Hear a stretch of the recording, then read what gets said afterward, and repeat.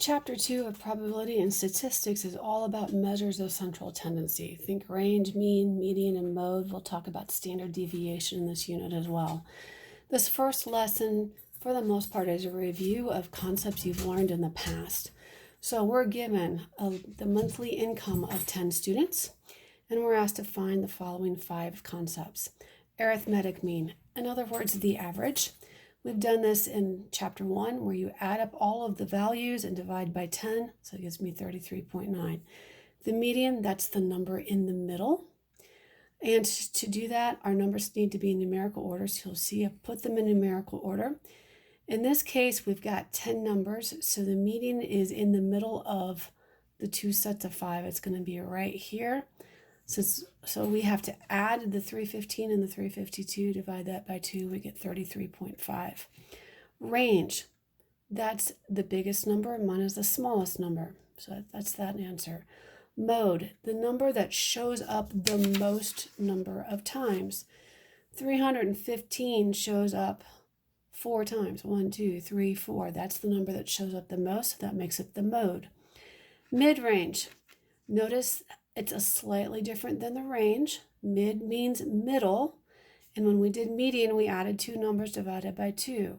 We're going to do the same thing here. Add 2 numbers, the biggest and the smallest, and divide by 2. So our mid-range is 397.5. What happens now if one of the numbers in the data set dramatically changes? In this first set, I'm changing the 540 to be 1,000. So I'm changing the largest number to become even larger. So to find the mean, I did the exact same thing. I added all those up, divided by 10, got this. The median in this case doesn't change because I just changed the biggest number, 540. I changed it to 1,000. I haven't changed anything in the middle. So the median in this case didn't change. The range changed dramatically from 285 to 745 because we've got a much larger spread of data. The mode is still 315. That's the number that shows up the most. The mid-range will also change because our biggest number changed to 1,000. So our new mid-range is 627.5. Our next example, going back to the original data set, the 540 returns, but now the smallest number, 255, becomes even smaller and now turns into 50. So now what happens?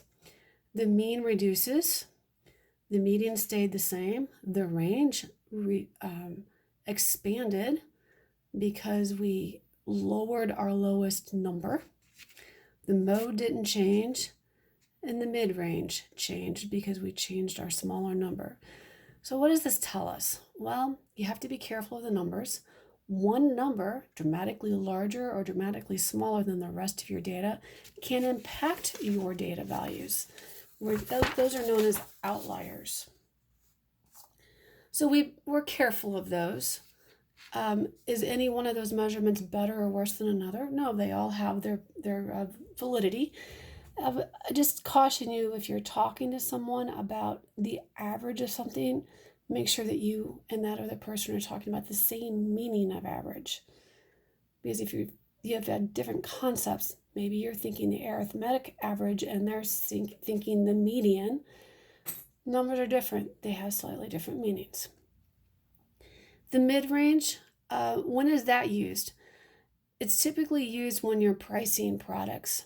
And so, for example, if you were looking at phones, a few years ago, the Samsung A10e was priced at about $250. And the Samsung S10 was priced at about $1,000. If you ask the company for the average price of a phone, they'll give you the mid-range. They'll take the lowest or the cheapest and the most expensive and then give you the average of those two numbers, which in this case was $625. So we're going to say the average phone cost is $625. Again, that typically happens with selling products, phones, cars, computers, etc. So lessons learned. Everything, range, mean, median, mode, they're all valid representations. Make sure you know which version of average the person you're talking to is using. And is that version of average the most appropriate for the situation? Never assume that the average just means arithmetic mean. And also remember that average does not always have a quantification. The average person doesn't have a numerical meaning. So just keep those in mind. Average ways of describing data, they're all great ways. They all have their unique meanings. So in this next set of examples, I'm going to ask you to give me some numbers.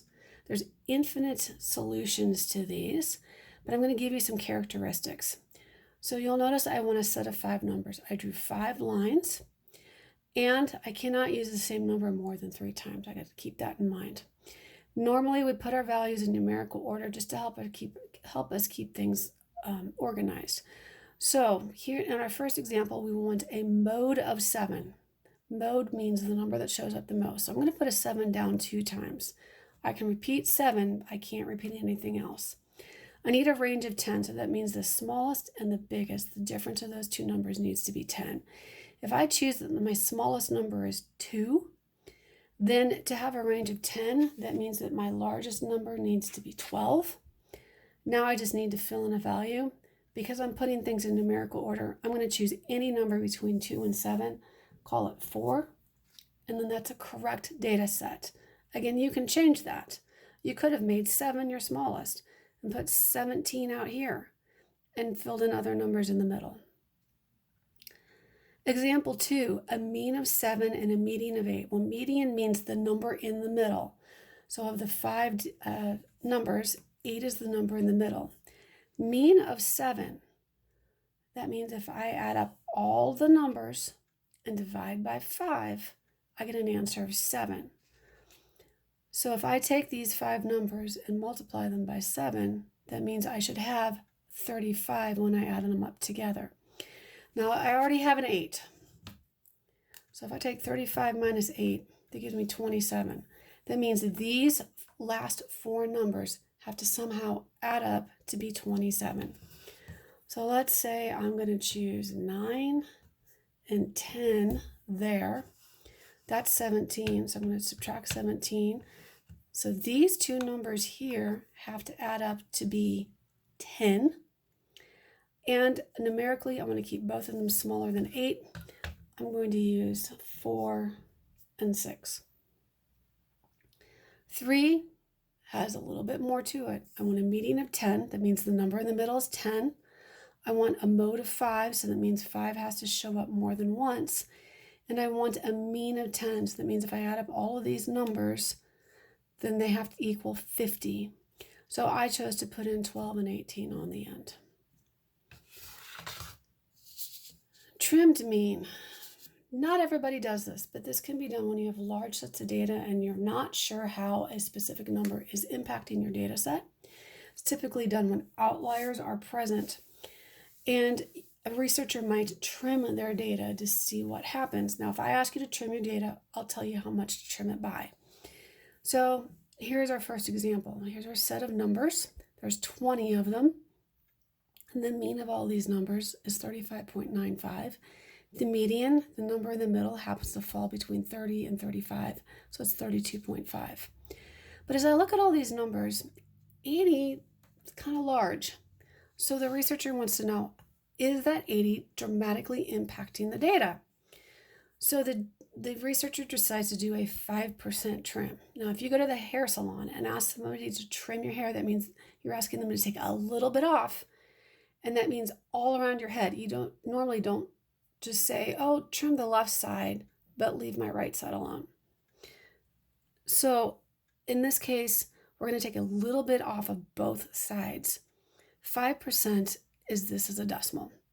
I need to take that decimal times the number of data values in the set. So there's 20 numbers up here. If I take 0.05 times 20, that's 1.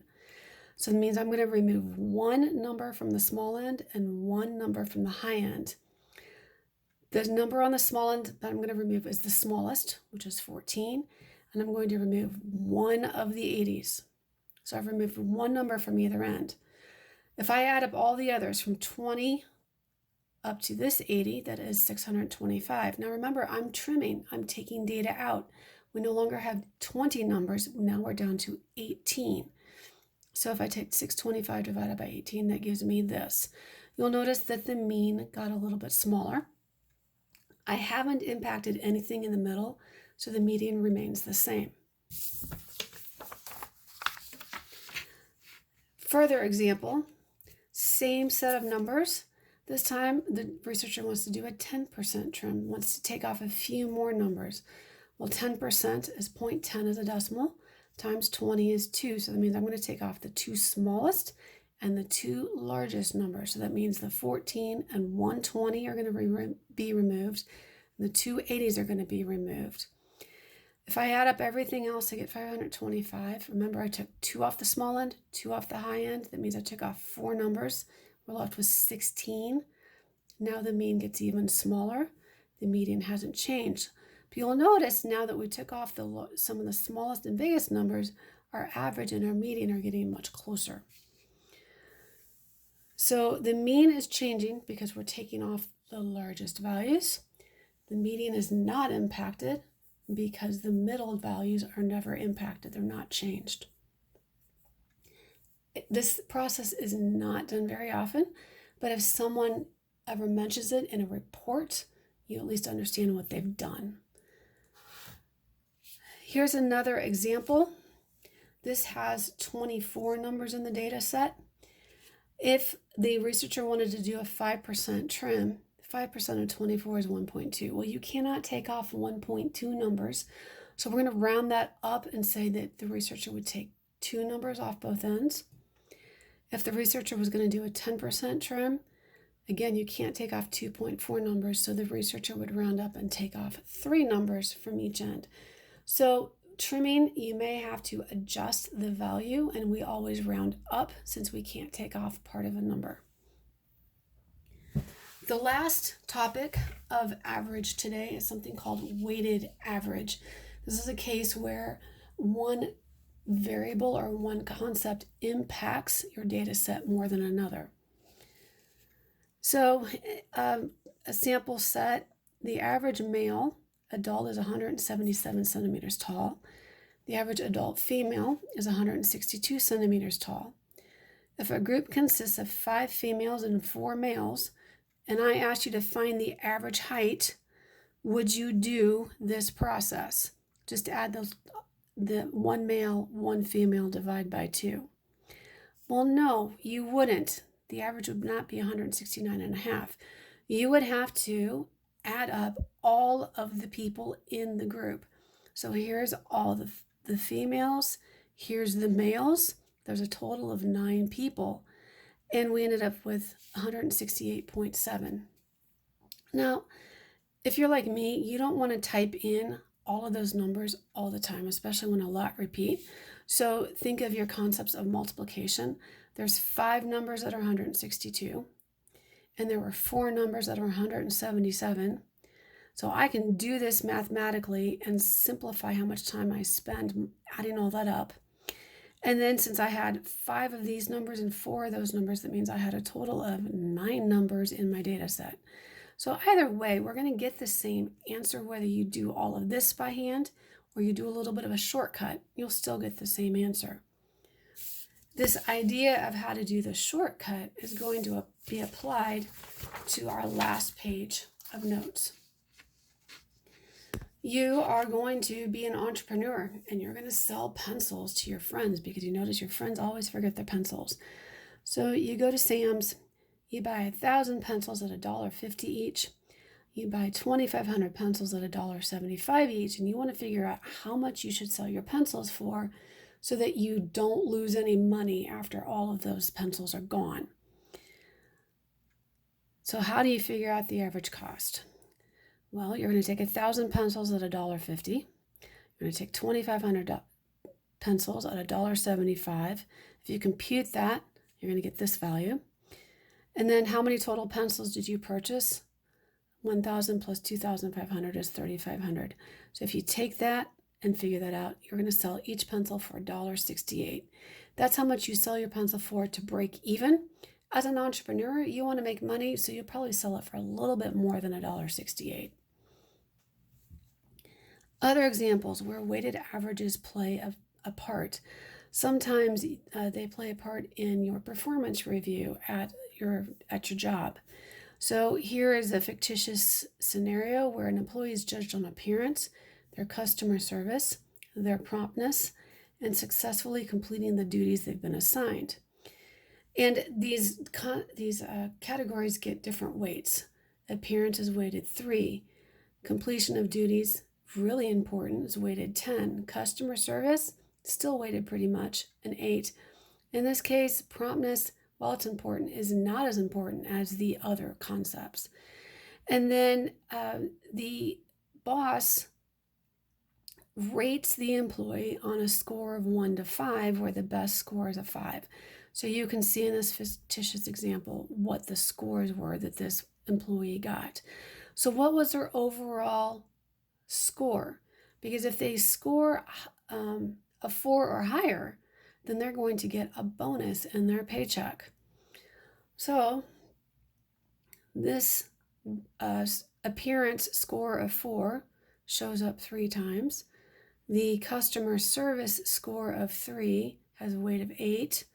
The customer's score for promptness, this employee is not very prompt. It has a weight of 2. Completion of duties, this employee does pretty well. Got a score of 4 and has a weight of 10. So if I do this multiplication and addition, I get an answer of 78. These are the number of times each score shows up. So if I add those up, that's the total number of values that are taken into account. So add that up, you get 23. This averages out to be 3.39. So this employee did not get a $100 bonus in their paycheck. Another place where weighted average impacts you personally is at the high school, because we have weighted averages for our assignments, our tests, and our quizzes, and our homework. And you can see how things are weighted. Formative, those are things like your tests, your daily homework, maybe a journal entry. Summative, those are the major projects that you do, the tests that you take. And so formative, 30% of your grade, summative, 70% of your grade. And in this fictitious scenario, of all the formative assessment scores that were given, points that were provided, this student got 560 points. Out of all the summative points that were given, this fictitious student got 240 points. So what is the student's weighted points that he or she got? Well, 30% is 0.3, 70% is 0.7.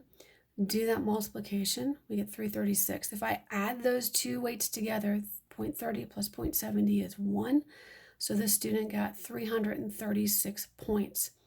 If we wanted to figure out the actual percentage or average, we know a perfect score is 395. We could take 336 divided by 395 on our calculator,